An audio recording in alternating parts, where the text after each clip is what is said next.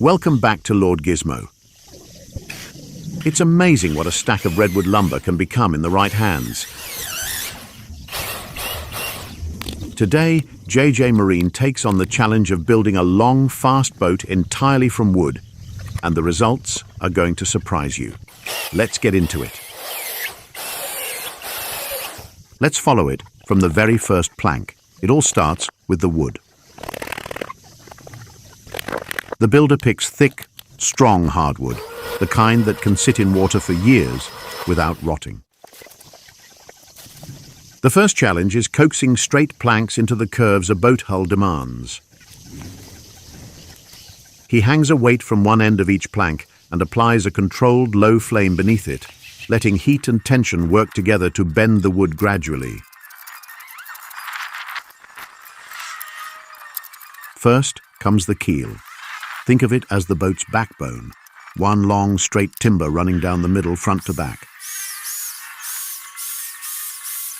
Every other part attaches to this piece, so it has to be dead straight and rock solid. Instead of nails, the builder drills holes and taps in wooden pegs called dowels. These pegs lock the boards together from the inside, so nothing shows on the outside. Before the curved plank is fitted onto the pegs, JJ places a strap of wood bark along the seam where it will meet its neighbor. This bark strip acts as a natural filler, closing any small gap that would otherwise form between two planks. Left unaddressed, gaps like this are exactly where water finds its way in once the boat hits the water. So this small step now saves a much bigger headache later.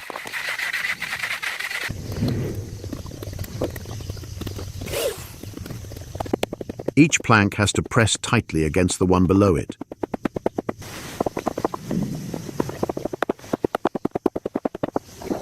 Every edge is shaped by hand and tested again and again until the seams close up clean.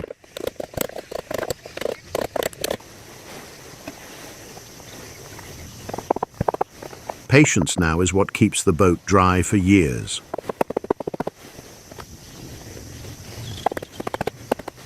Any bark squeezing out from the seams gets trimmed away.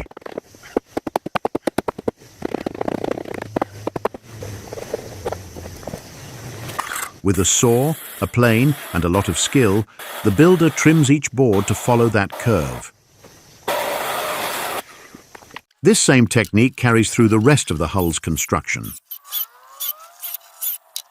Each new plank is first set onto the dowels without fixing it in place,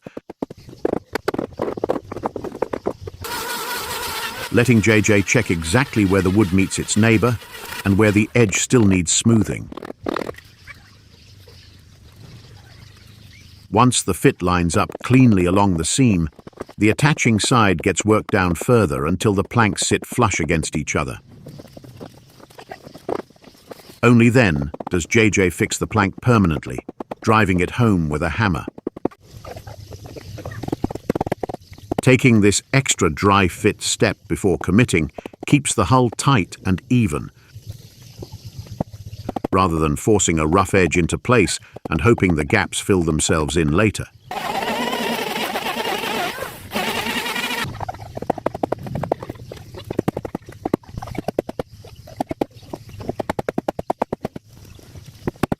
The bow is always one of the most critical stages in building a boat,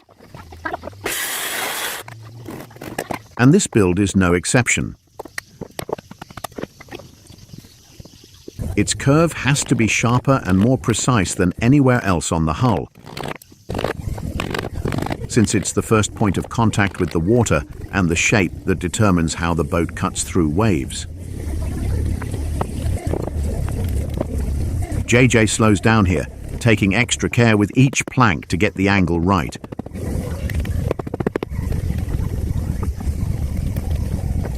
A poorly shaped bow can drag through the water instead of slicing it, so getting this curve correct now pays off in speed and handling later.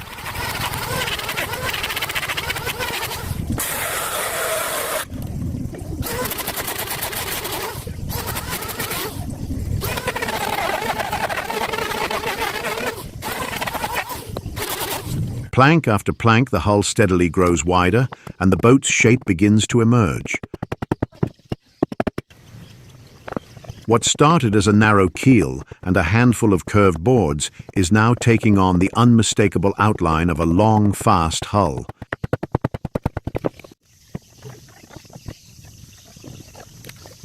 Each new plank builds on the fit and finish of the one before it, and the shape is holding true to the lines JJ set out from the very start. With the sides climbing higher, attention starts turning toward what the hull will need once it's complete.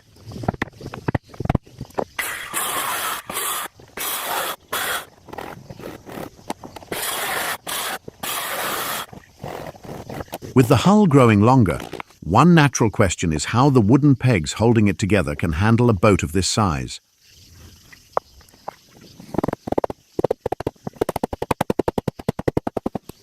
JJ relies on the same peg and dowel joinery used throughout the build, trusting that a well-fitted joint distributes stress evenly along the hull rather than concentrating it at any single point.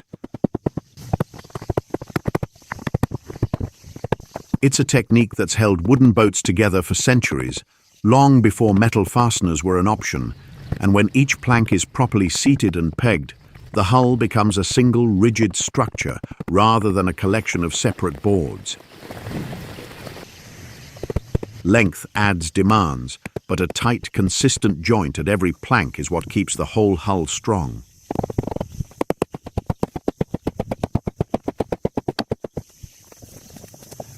If you're enjoying this build, you're going to want to see more like it. Make sure to subscribe to Lord Gizmo. And for more from the builder himself, JJ Marine's own channel is well worth a visit, where you'll find him shaping all kinds of boats by hand.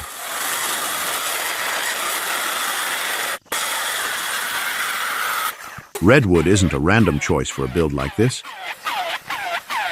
The wood is naturally resistant to rot and decay, even after long stretches sitting in damp conditions, which matters enormously for something that's about to live on the water full time. It's also notably light for its strength, keeping the finished hull fast rather than dragging under its own weight. And it responds well to heat and bending, which is exactly the technique JJ relies on to curve every plank. For a boat built to be both quick and durable, Redwood offers a combination that's hard to beat.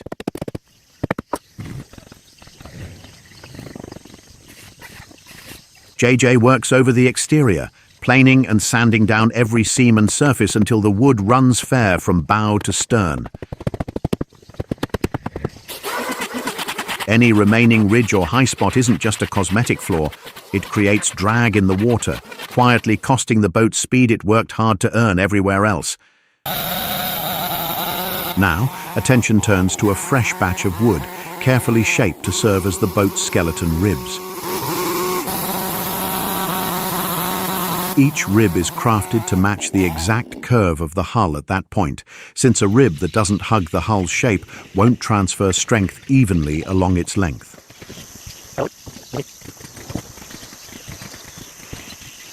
True to the build's established method, the ribs are fitted and pegged into place with the same dowel joinery used throughout, keeping the whole structure consistent from keel to gunwale.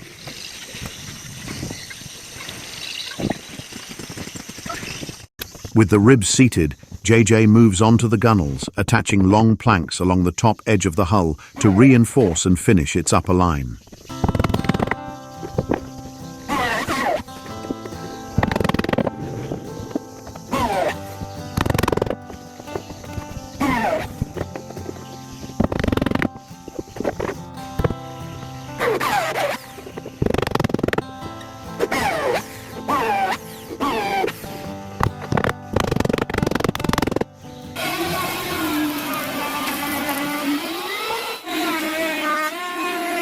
Up front, the bow takes shape. This is the pointed nose that cuts through the water, so it has to be sharp and even on both sides.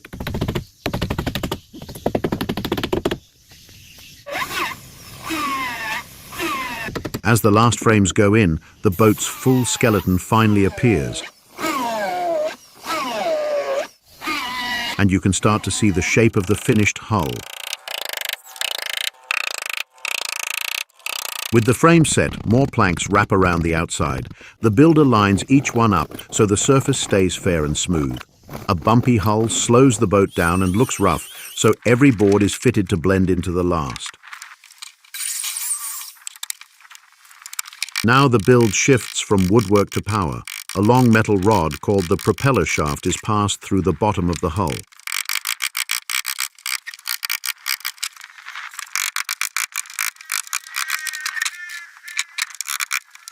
Where it goes through, everything is sealed tight so no water can leak in around it.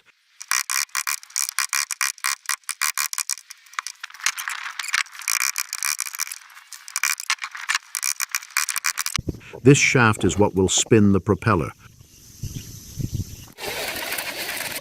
On the end of that shaft goes the propeller, the spinning blades that push the boat forward. Its job is to turn engine power into thrust.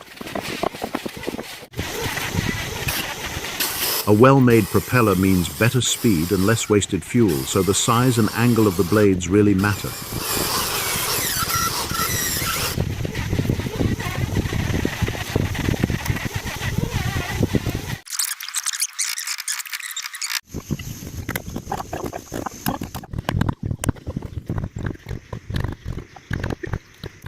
Given the sheer size of this boat, a single propeller isn't enough to move it efficiently through the water.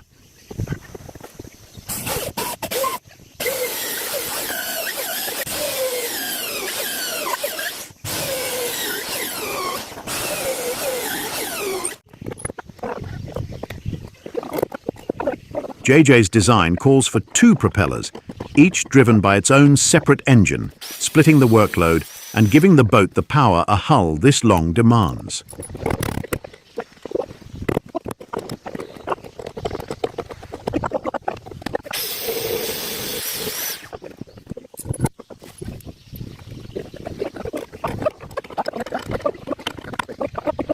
But before either engine can go in, both need a solid, purpose-built mounting point capable of holding the engine and gearbox firmly in place, even with the boat in motion on open water.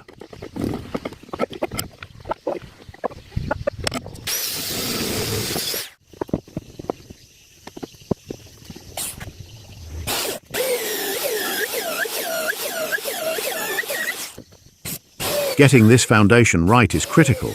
An engine that shifts or vibrates loose mid-run doesn't just lose power, it risks damaging the drivetrain or the hull around it.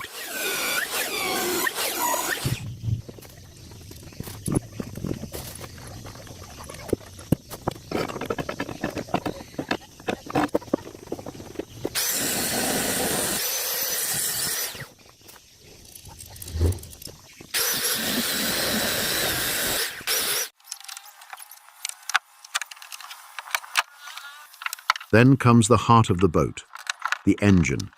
It's lowered in and bolted down onto a strong wooden mount so it won't shake loose while it's running.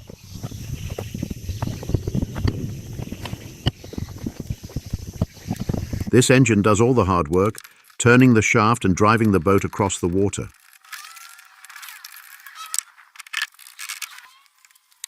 Between the engine and the shaft sits the gearbox.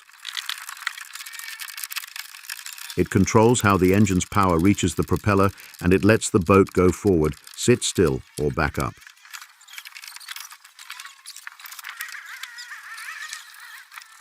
Without it, you'd have plenty of power but no real control.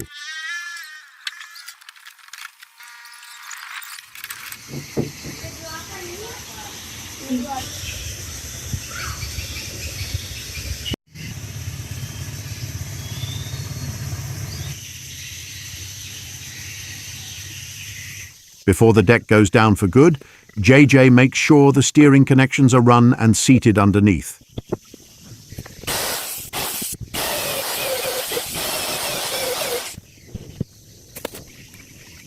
This is the moment to get it right. Once the deck planks are sealed over the top, reaching back under to adjust anything becomes a real job.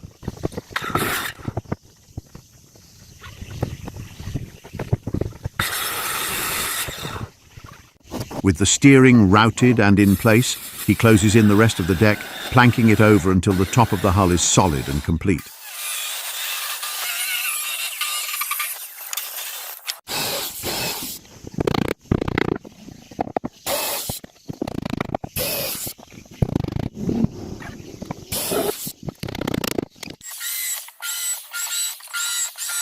With the deck planked over, the boards run long past the stern, leaving a rough, uneven back edge.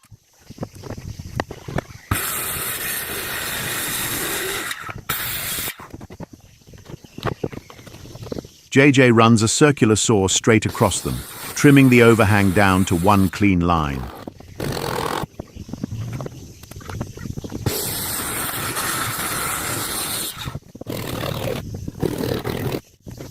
It's a small finishing cut, but it squares off the stern so the boat ends in a crisp, straight edge instead of a ragged fringe of plank ends.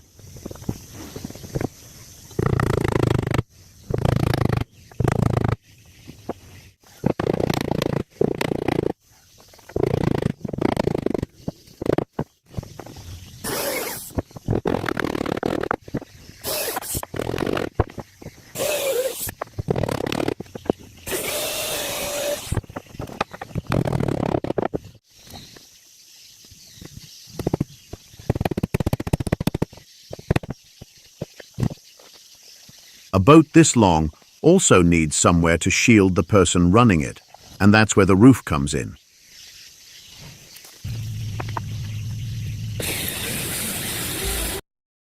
JJ builds it solid enough to hold up against sun and spray, giving the operator real shelter from the scorching sun on long runs out on the water.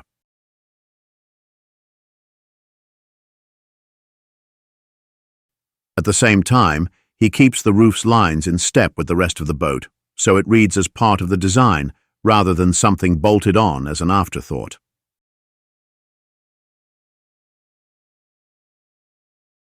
The result is a structure that's as functional as it is fitting to the boat's overall shape.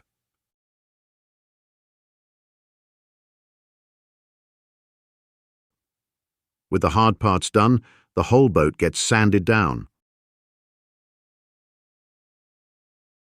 Rough spots and splinters are smoothed away until the wood feels clean and even. This isn't just for looks. A smooth surface helps the paint grip and last much longer.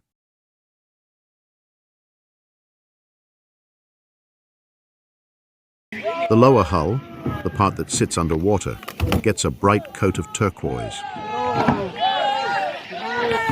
This paint does two jobs at once.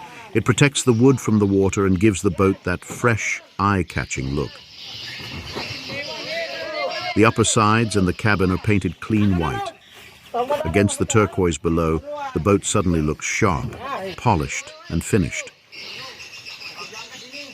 But there's really only one way to know if it works. It's time to put it in the water. With a crowd of helpers pushing together, the boat slides down toward the river and touches the water for the very first time. This is the big moment. I'm not hiding anything. I think you know me too well. I'm always coming up short on words. You should know that by now. We've been down this road, so I'm not sure what you think you heard.